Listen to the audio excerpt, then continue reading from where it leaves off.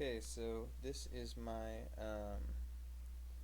Module 3 open-ended programming assignment for CS120 Advanced Programming.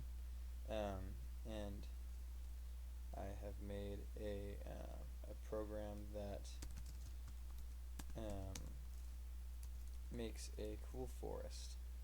And so there's the README for it. You can read all about it. I don't think I'll go particularly in depth about the README because that's sort of the point of a README. But I'll just show you first a demo, and then I'll go into the code a little bit just to show sort of how I did it. So it starts with this compiled C++ program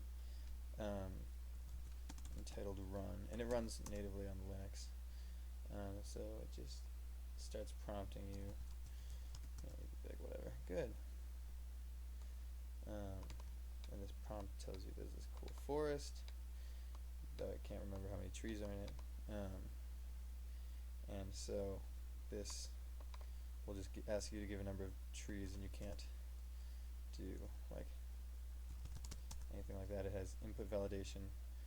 You can go above 150 actually, but and I chose to just left that in for sort of creative reasons because it sort of glitches out the program in kind of an interesting way that I thought was worth keeping for experimenting. But for the sake of just running it now, we'll do 40 trees is a good amount for the forest. And so then it gives you, it just asks for a generic number. This is for generating the seed. You can do anything's fine. That's input validated as well, so it uses the same function. You type yes to go to the forest, and then it jumps to this OCaml program that uses the OCaml graphics library to start randomly generating this sort of landscape. Does a sky, some fields, a little bit of water, and then it will create however many trees you told it to.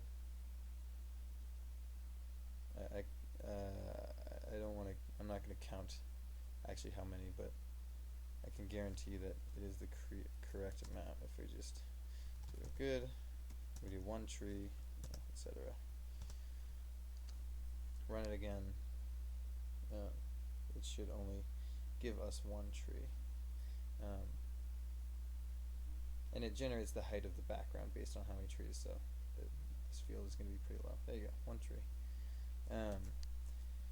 So we can go into main to take a look at it. It's pretty simple. So there's three functions in total. There's, other than the main function, there's get input, generate forest, and int input. So get input is just a general, like, sort of prompting the user for everything, which calls int input a couple of times. That's the user, or that's the the input validation. And this was a little bit interesting because it actually takes an integer as input, makes sure that it sort of checks it as an integer, but then returns it as a string, just for the sake of the command line arguments. Sort of made it easier. And at the end of this portion, the get input, it calls the generate forest function given the number of trees and seed that were called by those previous functions. And here's why you need it to be a string, is because you're sort of building a call string here. So it'll be OCaml forest.ml, and then you add that to the number of trees you want and the seed, and then you use a system call from there, which will then bring you to forest.ml. And this used the OCaml graphics library, which was kind of weird.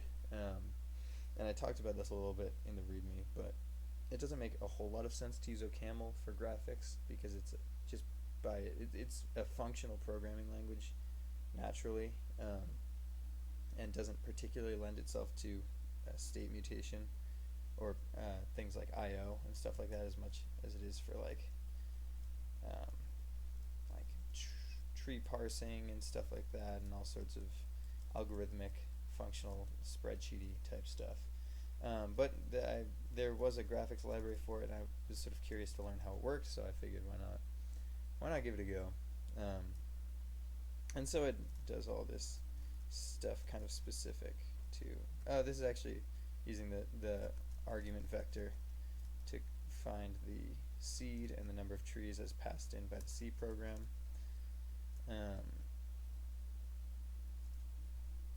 And it says the tree size, ground height, all that stuff. And then functionally sort of draws everything. This bit does the sky. It just is a random chunk of squares. As you saw, they were kind of jumping around the screen. It just does a sort of gradient of blue and white. And it generates the grass doing the same, a sort of similar thing, doing a gradient of like sort of green and yellow. The water is all these lines at the bottom.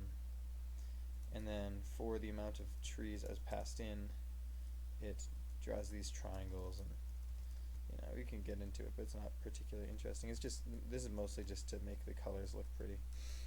And then it uses these system sleep functions just to make it not do it all in 1 second. And then this bit at the end is just when you want to quit out of it, you can just press any key and it will end. But yeah, so I think that is everything. Thank you for watching my demo and explanation, and I hope you have a great day, and I hope I can figure out how to end this.